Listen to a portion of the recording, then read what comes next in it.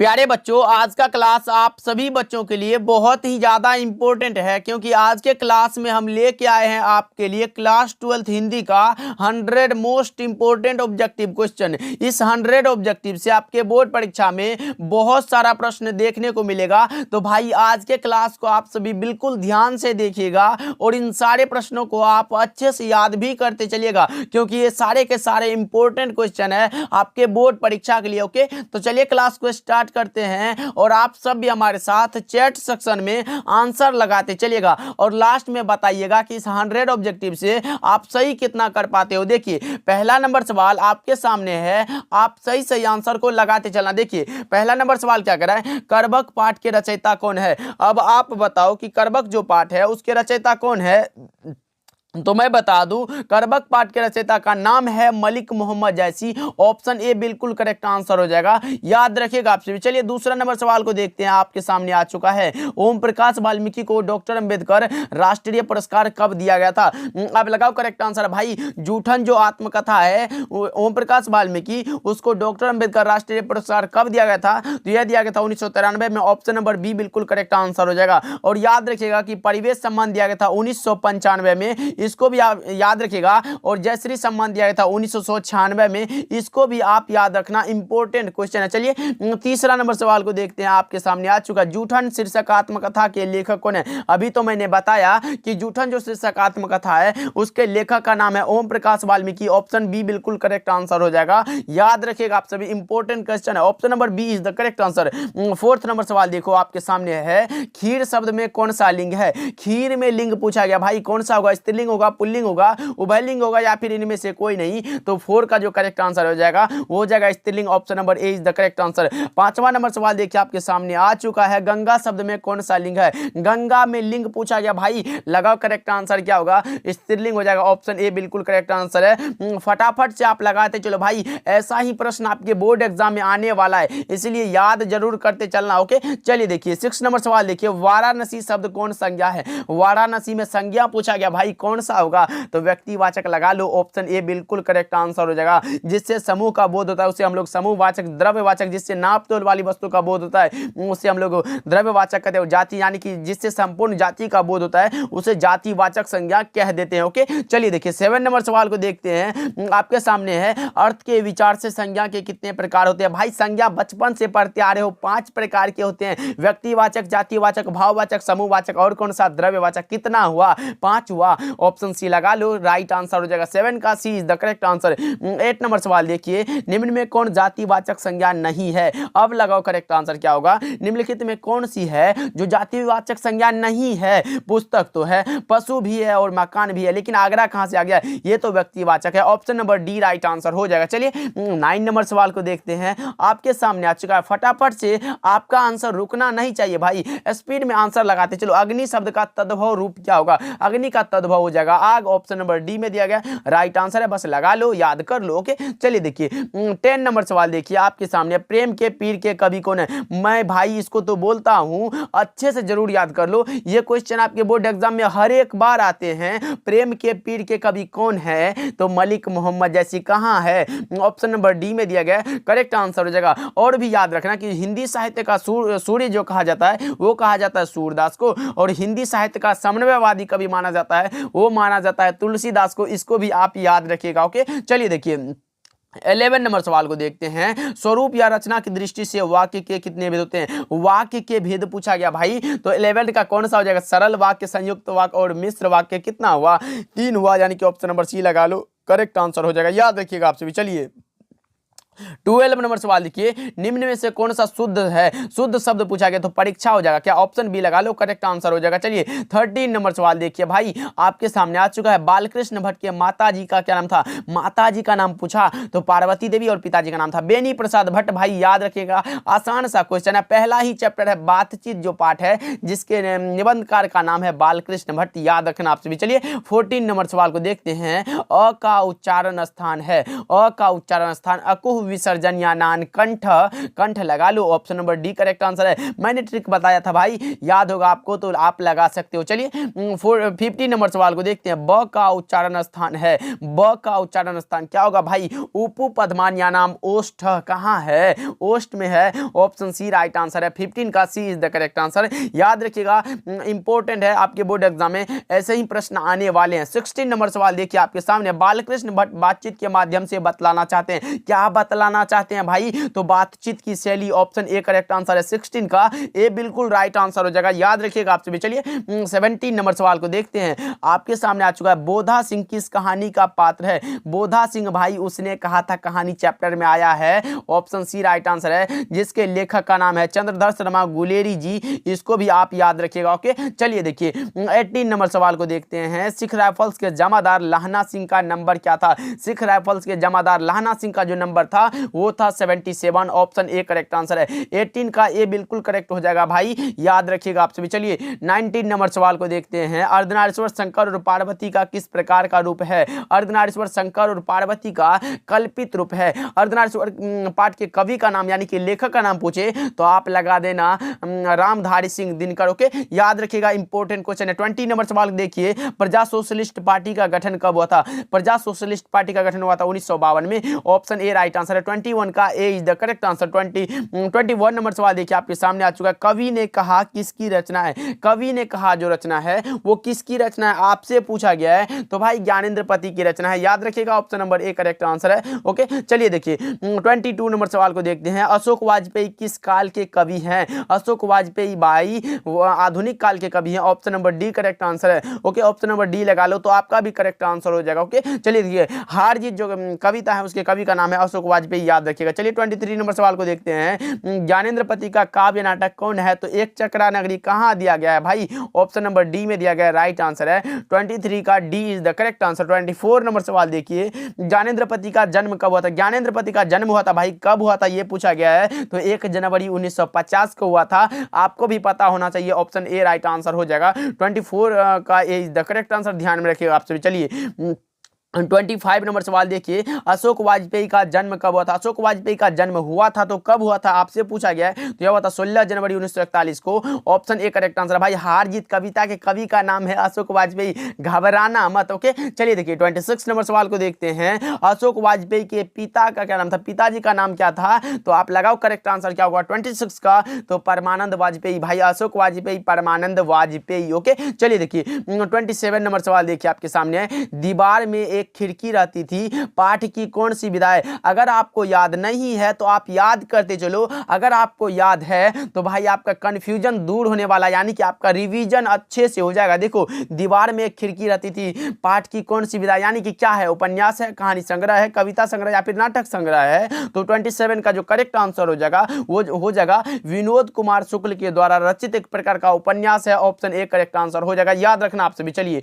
28 number सवाल देखिए। विनोद कुमार शुक्ल का निवास स्थान कहां है? विनोद कुमार शुक्ल का निवास स्थान पूछा गया आप सभी से, तो 28 का करेक्ट आंसर हो जाएगा Raipur Chhattisgarh. Option number A correct answer हो जाएगा, याद रखिएगा आप सभी। ओके, जयपुर राजस्थान जो है ये गुलेरी जी का जन्म स्थान है, और इलाहाबाद जो रचना है ये बालकृष्ण भट्ट का निवास स्थान है, याद रखिएगा आप सभी। चलिए 29 नंबर सवाल देखिए। रघुवीर सहाय को किस रचना पर साहित्य अकादमी का पुरस्कार प्राप्त हुआ था? रघुवीर सहाय को साहित्य अकादमी का पुरस्कार प्राप्त हुआ था किस रचना पर? तो आप लगा सकते हो कौन सा, लोग भूल गए हैं रचना पर भाई। ऑप्शन ए राइट आंसर हो जाएगा। 30 नंबर सवाल देखो आपके सामने आ चुका है। गजानन माधव मुक्ति बोध की रचना निम्नलिखित में कौन सी है? निम्नलिखित में कौन सी रचना जो गजानन माधव मुक्ति बोध की रचना? भाई पुत्र वियोग तो सुभद्रा कुमारी चौहान की रचना है, हार जीत अशोक वाजपेयी की रचना है, कविता के नए प्रतिमा नामवर सिंह की रचना है, और चांद का मुंह टेढ़ा है ये जो है गजानन माधव मुक्ति बोध की रचना। ऑप्शन सी बिल्कुल करेक्ट आंसर हो जाएगा, याद रखिएगा आप सभी। और कविता के नए प्रतिमान पर नामवर सिंह को साहित्य अकादमी का पुरस्कार भी दिया गया था 1971 ईस्वी में। इसको भी आप याद रखिएगा।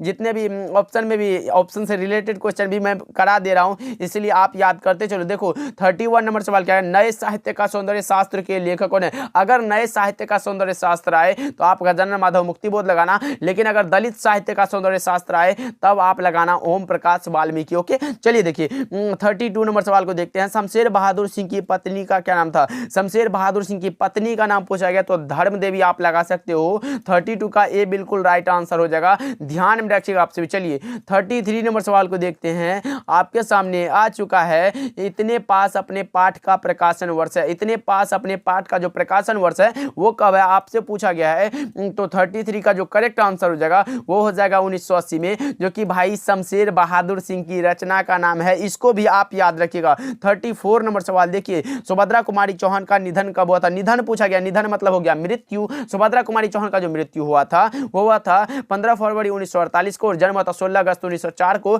इसको भी आप याद रखना भाई, इंपॉर्टेंट है। ओके, चलिए देखिए 35 नंबर सवाल देखिए, त्रिधारा किसकी रचना है। त्रिधारा भाई किसकी रचना हो सकता है भाई। 35 का जो करेक्ट आंसर हो जाएगा वो हो जाएगा सुभद्रा कुमारी चौहान की, ये भी रचना है। ऑप्शन बी राइट आंसर हो जाएगा, याद रखिएगा आपसे भी। चलिए 36 नंबर सवाल को देखते हैं, हिंदी साहित्य के विकास में अपभ्रंश का योग पुस्तक, अपभ्रंश का योग भाई नामवर सिंह ने लिखा है। ऑप्शन ए करेक्ट आंसर हो जाएगा। 31 का A is the correct answer, याद रखिएगा आपसे भी। चलिए 37 नंबर सवाल देखिए, इंद्रजाल कथा संग्रह के लेखक कौन है। इंद्रजाल जो है यह एक प्रकार का कथा संग्रह है और उसके लेखक का नाम पूछा गया। तो 37 का जो करेक्ट आंसर हो जाएगा वो हो जाएगा कौन सा, तो Jaishankar Prasad. Option A correct answer हो जाएगा। इसका प्रकाशन वर्ष मैं बता दूं, इंद्रजाल जो रचना है इसका प्रकाशन वर्ष है 1936। इसको भी आप याद रखिएगा, इंपोर्टेंट क्वेश्चन है। चलिए 38 नंबर सवाल को देखते हैं, जयशंकर प्रसाद का जन्म स्थान है। जयशंकर प्रसाद का जन्म स्थान पूछा गया आपसे विषय, तो लगाओ करेक्ट आंसर क्या होगा 38 का, तो इसका राइट आंसर हो जाएगा वाराणसी में। ऑप्शन ए राइट आंसर हो जाएगा। चलिए 39 नंबर सवाल को देखते हैं, कामायनी कब प्रकाशित हुआ। कामायनी जो रचना है वो कब प्रकाशित हुआ था आपसे पूछा गया है। तो 39 का जो करेक्ट आंसर हो जाएगा वो हो जाएगा 1936 में, और यह जयशंकर प्रसाद की रचना का नाम है। जयशंकर प्रसाद का यह महाकाव्य है, तुमुल कोलाहल कला में जो रचना है ये इसी से लिया गया है। 40 नंबर सवाल को देखते हैं, निम्न में से कौन सी रचना भूषण की है। भूषण की रचना का नाम क्या है, तो भूषण हजारा, भूषण उल्लास, उपरोक्त दोनों हो जाएगा। ऑप्शन सी बिल्कुल राइट आंसर है, याद रखिएगा। 41 नंबर सवाल देखिए, भूषण का जन्म कब हुआ था। भूषण का जो जन्म हुआ था वो हुआ था 1613 में, और निधन हुआ था 1715 में। बस याद रखिएगा, इतना याद रखिएगा आप। ऑप्शन नंबर ए लगा लो, अभी जन्म पूछा गया। Option number A is the correct answer, ध्यान में रखिएगा आपसे भी। चलिए 42 नंबर सवाल देखिए, नाभादास की रचना नहीं है। निम्नलिखित में कौन सी रचना है जो नाभादास की नहीं है पूछा गया भाई। तो आप लगा सकते हो कौन सा, गीतावली जो है ये तो तुलसीदास की रचना है, इसलिए ये नहीं है इसकी रचना। ओके, चलिए 43 नंबर सवाल को देखते हैं, क्या कह रहा है, बीजक के रचयिता कौन है। बीजक जो रचना है उसके रचयिता का नाम पूछा गया आपसे विषय, तो लगाओ करेक्ट आंसर क्या होगा, कबीरदास हो जाएगा क्या। ऑप्शन बी राइट आंसर है। 43 का B is the correct answer.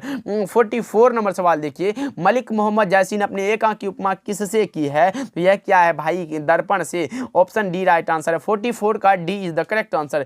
45 number सवाल देखिए, मीरा ने अपना प्रियतम किसे माना है। मीरा ने अपना प्रियतम माना है तो किसे माना है, तो यह माना कृष्ण को। ऑप्शन बी राइट आंसर है। 45 का B is the correct answer, याद रखिएगा आपसे भी। चलिए 46 नंबर सवाल को देखते हैं, गैंग्रीन बीमारी का संबंध किस कहानी से है। भाई गैंग्रीन जो बीमारी है उसका संबंध जो है वो किस कहानी से है, यह है रोज चैप्टर से भाई, जिसके कवि का नाम है सच्चिदानंद हीरानंद वात्स्यायन अज्ञे, याद रखिएगा आपसे भी। चलिए नेक्स्ट सवाल के बढ़ते हैं। 47 नंबर सवाल आपके सामने आ चुका है, राम की शक्ति पूजा किसकी कविता है। राम की शक्ति पूजा जो कविता है वो किसकी है, बताओ आप सभी। तो 47 का करेक्ट आंसर हो जाएगा निराला की है भाई, सूर्यकांत त्रिपाठी, निराला की रचना है। 48 नंबर सवाल देखिए, 1995 में परिवेश सम्मान किसे प्राप्त हुआ था। मैंने बताया था भाई शुरू में ही कि ओम प्रकाश वाल्मीकि को परिवेश सम्मान दिया था 1995 में, याद रखिएगा आप सभी। लेकिन कहाँ है ऑप्शन, बालकृष्ण भट्ट को नहीं, चंद्रदत्त शर्मा गुलेर को नहीं, मोहन राकेश को भी नहीं, तो कौन सा ऑप्शन नंबर डी लगा लो, क्योंकि यह ओम प्रकाश वाल्मीकि को दिया गया था भाई।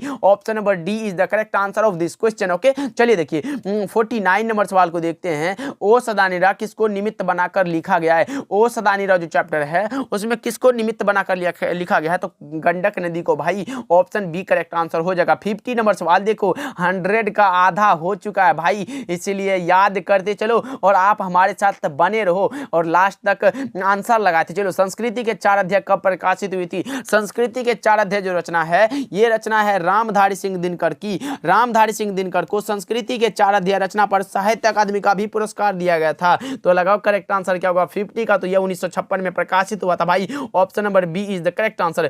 51 नंबर सवाल देखिए आपके सामने है, अधिनायक शीर्षक कविता के कवि कौन है। अब लगाएंगे करेक्ट आंसर क्या होगा। अधिनायक जो कविता है उसके कवि का नाम पूछा गया, तो अधिनायक रघुवीर सहाय की रचना है भाई, ऑप्शन सी राइट आंसर हो जाएगा। लगा लो 51 का C is the correct answer. 52 number सवाल देखिए, अज्ञे की पहली कहानी कब प्रकाशित हुई थी। अज्ञे की पहली कहानी प्रकाशित हुई थी कब, तो आप लगाओ कौन सा, 1924 में, option B is the correct answer. ध्यान में रखिए आप सभी। 53 नंबर सवाल देखिए आपके सामने आ चुका है, भगत सिंह को कांग्रेस तथा महात्मा गांधी से मोह भंग कब हुआ था। भगत सिंह को कांग्रेस तथा महात्मा गांधी से जो मोह भंग हुआ था वो कब हुआ था, लगाओ करेक्ट आंसर क्या होगा। तो 53 का जो करेक्ट आंसर हो जाएगा वो हो जाएगा 1922 में, option number C is the correct answer. 54 number सवाल देखिए आपके सामने है, प्रिंस क्रोपोटकिन कौन था। प्रिंस क्रोपोटकिन जो था वो था अर्थशास्त्र का विद्वान, ऑप्शन नंबर ए लगा लो ना जी, बिल्कुल करेक्ट हो जाएगा। 5 नंबर सवाल देखिए, आर्ट ऑफ कन्वर्सेशन कहाँ के लोगों में सर्वाधिक प्रचलित है। भाई पहला ही चैप्टर है, बातचीत पाठ है। आर्ट ऑफ कन्वर्सेशन जो है ये यूरोप के लोगों में सर्वाधिक प्रचलित है, ऑप्शन सी बिल्कुल करेक्ट आंसर हो जाएगा भाई, याद रखिए आप सभी। 56 नंबर सवाल देखिए, कौन सी रचना बालकृष्ण भट्ट द्वारा रचित नहीं है पूछा गया भाई। पद्मावती तो है, वेणी संघार भी है और मेघनाथ वध भी है, लेकिन मेघदूतम कहां से आ गया, ऑप्शन सी जो रचना ये इसकी रचना नहीं है, याद रखिएगा आप सभी। ये मेघदूतम तो है किसकी, तो ये है ओम प्रकाश वाल्मीकि की रचना भाई, इसको भी आप याद रखिएगा। 57 नंबर सवाल देखिए आपके सामने आ चुका है, उसने कहा था कहानी में किस शहर का चित्रण है, तो अमृतसर का। कहां है, ऑप्शन ए में दिया गया, करेक्ट आंसर है अमृतसर में लहना सिंह के मामा जी रहते थे। ओके चलिए देखिए 58 नंबर सवाल को देखते हैं, सूबेदार हजारा सिंह के लड़के का क्या नाम था। सूबेदार हजारा सिंह के लड़के का जो नाम था वो था Bodha Singh, option A right answer है। 58 का A is the correct answer. 59 number सवाल देखिए क्या कह रहा है, संपूर्ण क्रांति क्या है। संपूर्ण क्रांति जो पाठ है वो क्या है भाई, तो एक प्रकार का भाषण है जिसके लेखक का नाम है लोकनायक जयप्रकाश नारायण, ऑप्शन बी बिल्कुल करेक्ट हो जाएगा।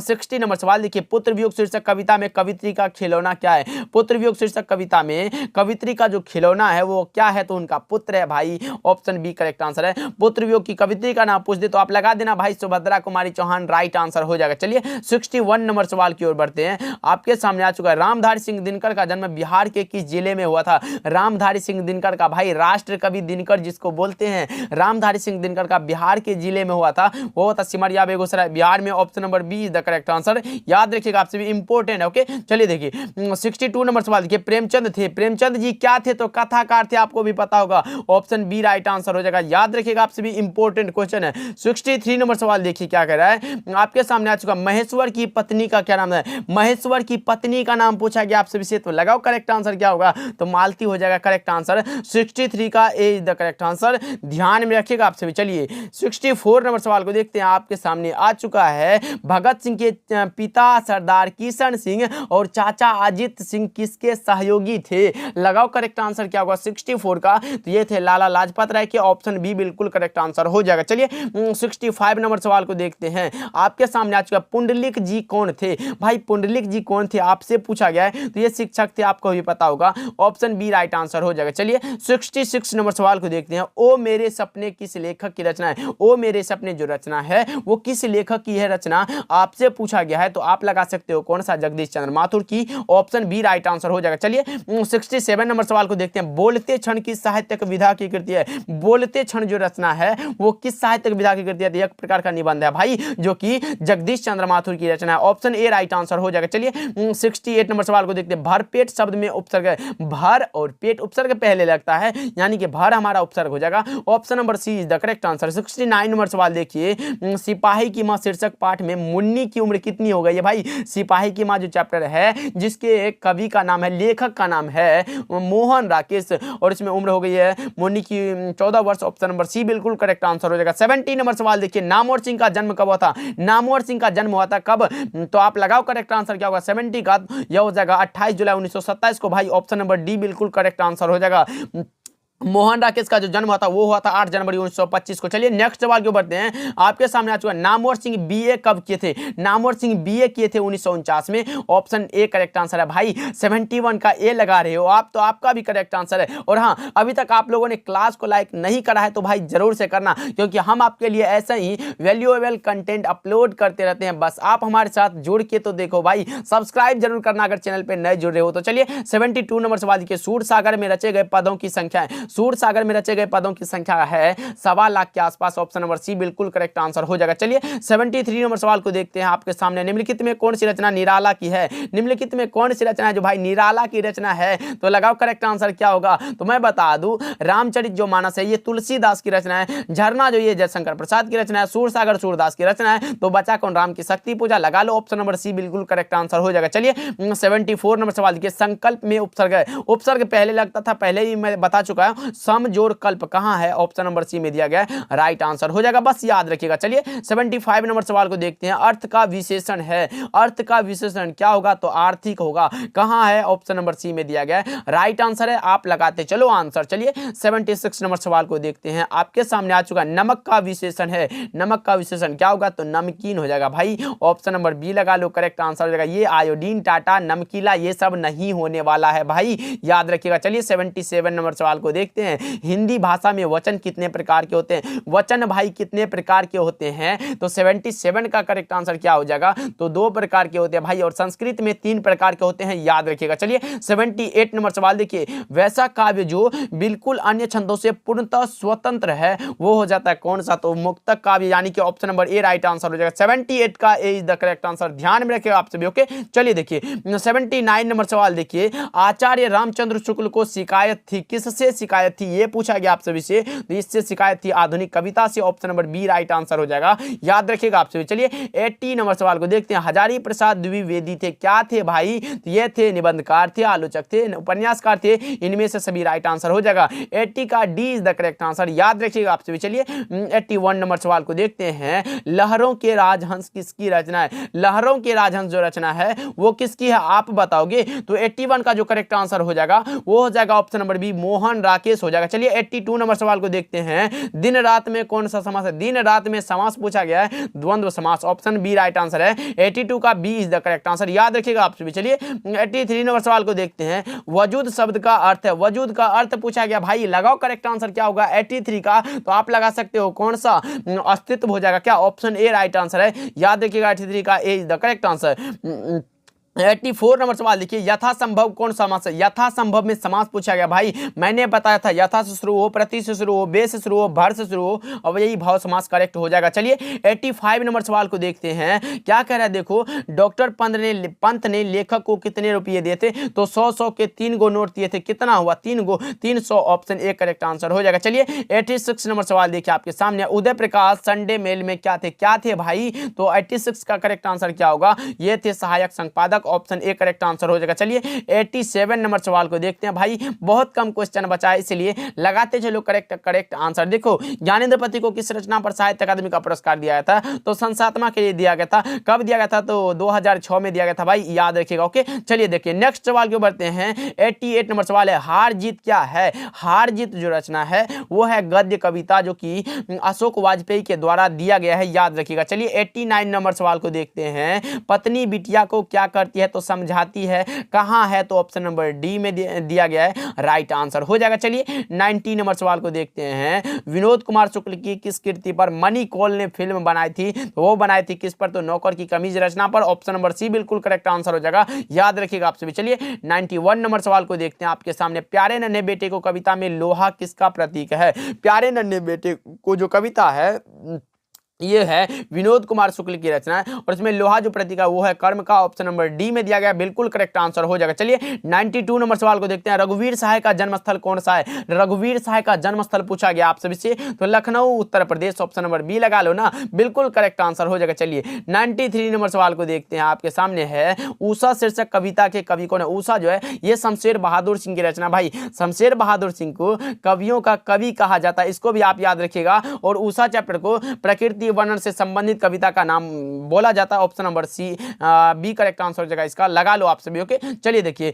94 नंबर सवाल है, गुलामी की नशा नामक नाटक के लेखक कौन है? गुलामी की नशा ठाकुर लक्ष्मण सिंह की रचना है, और ठाकुर लक्ष्मण सिंह जी है कौन? तो सुभद्रा कुमारी चौहान की पति का नाम है, याद रखिएगा आप सभी। चलिए 95 नंबर सवाल को देखते हैं, भूषण का जन्म कब हुआ था? तो 1613 में जन्म हुआ था, 1613 में जन्म हुआ था, और 1715 में निधन हो गया था, यानी कि 1613 में इसका जन्म हुआ था, याद रखिएगा आप सभी। चलिए 96 नंबर सवाल को देखते हैं, भूषण की कविता में कौन सा रस पाया जाता है? भूषण की कविता में कौन सा रस पाया जाता है? तो वो पाया जाता है वीर रस के, भाई महान कवि हैं, ऑप्शन बी राइट आंसर हो जाएगा। चलिए 97 नंबर सवाल को देखते हैं, लीडबेटर किसमें विश्व शिक्षक के रूप देखते थे? लीडबेटर भाई विश्व शिक्षक के रूप देखते थे जय कृष्णमूर्ति में, ऑप्शन डी राइट आंसर हो जाएगा। चलिए 98 नंबर सवाल देखिए आपके सामने है, सुरक्षा कहां हो सकती है? सुरक्षा जो हो सकती है वो हो सकती है चुनौतियों को झेलने में, भाई ऑप्शन डी करेक्ट आंसर है। घर के भीतर नहीं हो सकती, अंधेरे में नहीं हो सकती, पलायन में यानी कि भागने में नहीं हो सकती, यानी कि संकटों का सामना करने में ही सुरक्षा हो सकती है। चलिए 99 नंबर सवाल को देखते हैं, बरवय रामायण किनकी रचना? बरवय रामायण जो रचना है वो है तुलसीदास की रचना, ऑप्शन डी करेक्ट आंसर हो जाएगा, याद रखिएगा आप सभी। चलिए 100 नंबर सवाल है, अंत भला तो सब भला, लगाओ करेक्ट आंसर क्या होगा? निम्नलिखित में कौन सी रचना मलिक मोहम्मद जैसी की है, पूछा गया है। तो लगाओ गीतावली तो तुलसीदास की रचना है, साहित्य लहरी तो सूरदास की रचना, और अष्टयाम तो नाभादास की रचना है। तो बचा कौन सा? पद्मावत है, भाई ऑप्शन डी करेक्ट आंसर हो जाएगा। मलिक मोहम्मद जैसी की रचना का नाम है करबक, और करबक जो पाठ है ये पद्मावत से ही लिया गया, ऑप्शन डी बिल्कुल करेक्ट आंसर है, लगा लो आप सभी और अच्छे से याद कर लो। इस 100 ऑब्जेक्टिव को भाई बहुत ही ज्यादा इंपॉर्टेंट है, इसलिए याद जरूर कर लीजिएगा। ओके, तो मिलते हैं अगले क्लास में, तब तक के लिए आप अपना ध्यान रखिएगा, इन सारे प्रश्नों को अच्छे से याद कर लीजिएगा। ओके, मिलते हैं अगले क्लास में।